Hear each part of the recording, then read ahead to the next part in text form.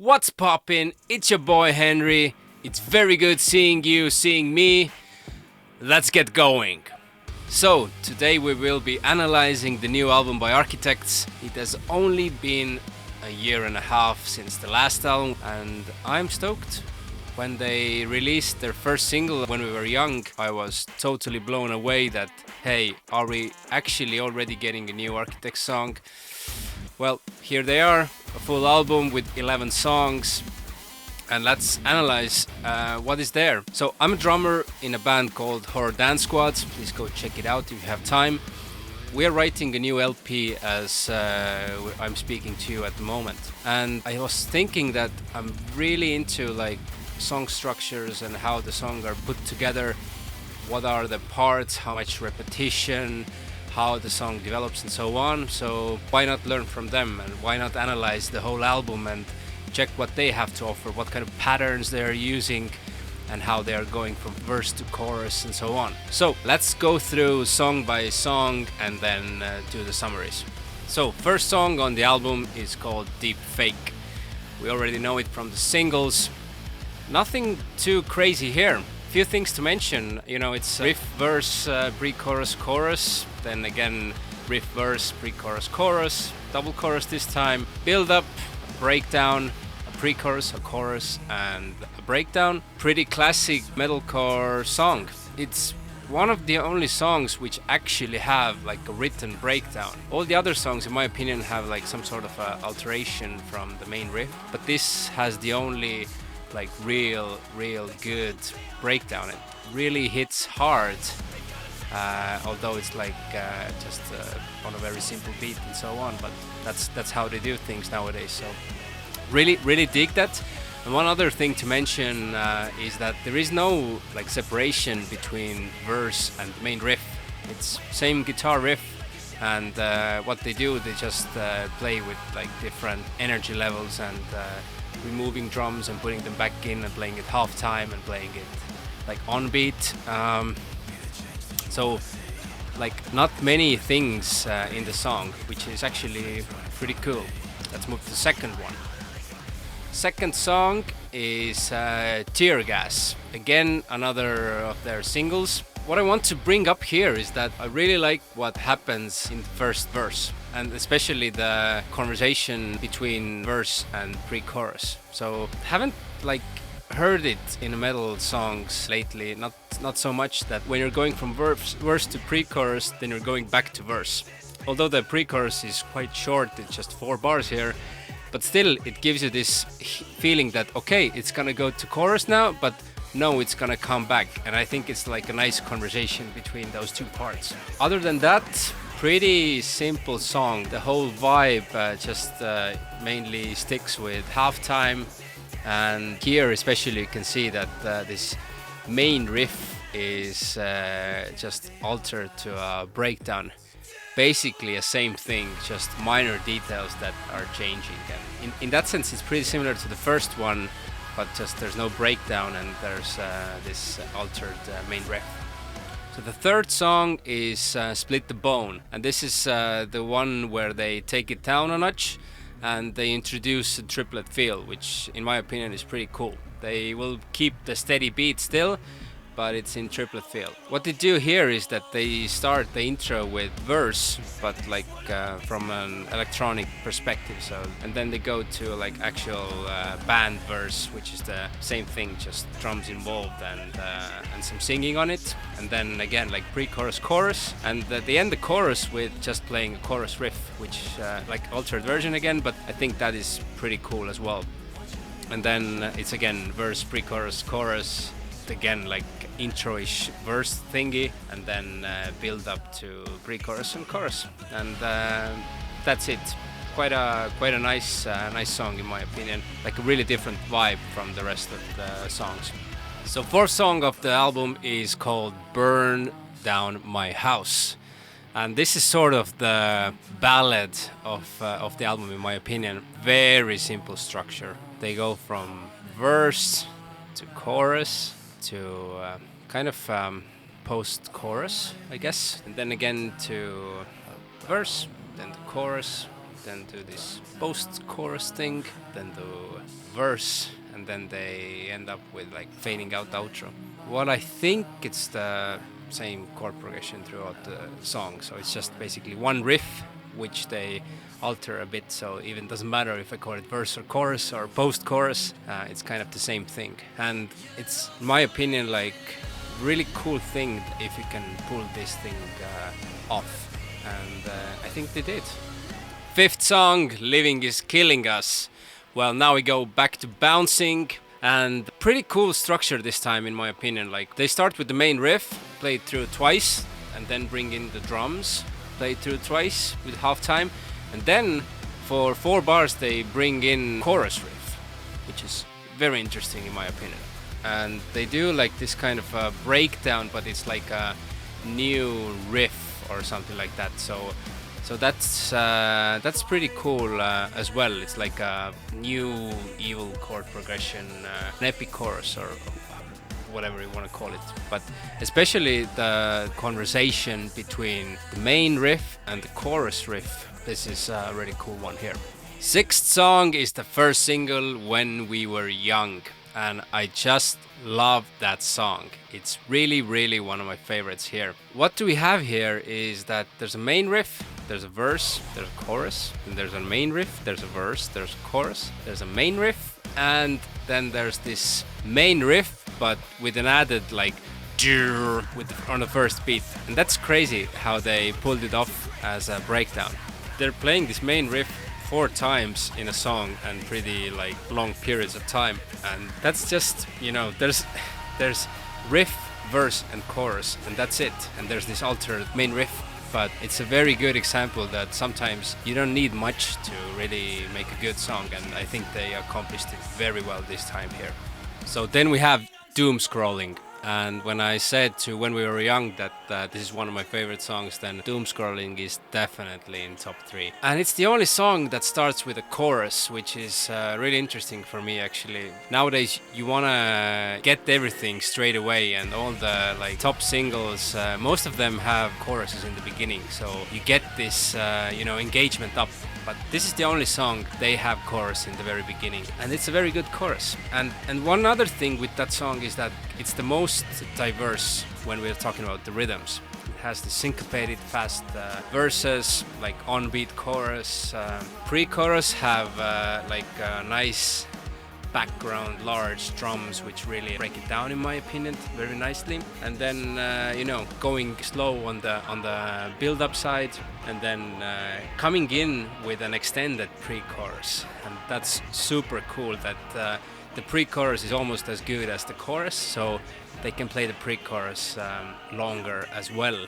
And then they end up with another really cool thing is that there's a chorus, but only half of the chorus without drums. And as they started with the chorus, then the last chorus is already the 4th chorus. So this song has 4 or 3.5 choruses, which is again really, really nice in my opinion. Born Again, Pessimist. Structure-wise, simple stuff, and I like it. There's the main riff, there's a verse, and then instead of pre-chorus, there's this main riff as well. So whether you take it as main riff or pre-chorus, it's up to you. Then they go to chorus, they go back to verse, chorus, and back to the main riff. And instead of a breakdown, they develop it to an alternative version of the main riff. And then chorus, and then main riff. And again, we kind of have only 3 parts. And what they do to keep it interesting is just change the feels, and whether it's like on beat, half time, and in the last chorus they start the chorus without the drums as well. So I think this really like brings it down, and then they start the chorus with faster beat than usual, and that's a very nice like contrast, and contrasts usually work pretty well. That's why we like breakdowns, but in this album there's not so many of those. So when you have those big contrasts just from going from chorus to chorus with all the instruments, that's good as well.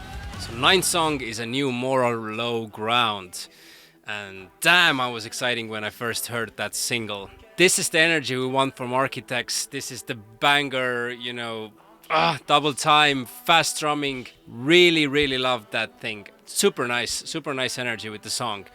I think it's the pleaser for all of the older fans as well. The cool thing is that it starts with a singing already, and you suppose that this singing is probably like a chorus, but it isn't a chorus tune. It's like intro tune, but it's used later in the song in the bridge, and that's like a cool structured thing to bring up from here.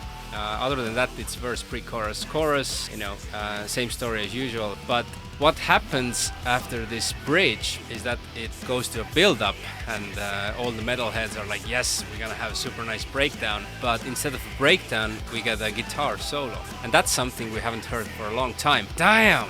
The first time I heard it, I was like almost in tears, because it's so emotional and it's kind of blends in so well with this singing part before. So I was really satisfied. As a huge breakdown lover, I wasn't at all like bummed that it's not gonna be breakdown, but this solo actually delivers it, and it's definitely amongst my top songs.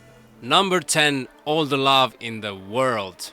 The more I listen to this album and the more I listen to these songs, the more I like it. It's definitely a grower for me. This song is very like Bring Me the Horizon-ish, in my opinion, like how the synth sounds are made and how the structure is made as well. But what happens after the second chorus is they come into this main riff, which is very similar to chorus as well anyway, but then they go to this something like an epic chorus and like choir singing and like a very uplifting big arena type of song, a sing-along or something like that, and then they develop it further. But this is very cool place in the song as well, that when you're writing like a good chorus, then in this song there's like 4 choruses, because these 2 parts, they are both like very nice chorus type of things. What happens with the main riff after the chorus, when Sam is singing this All the Love in the World, for me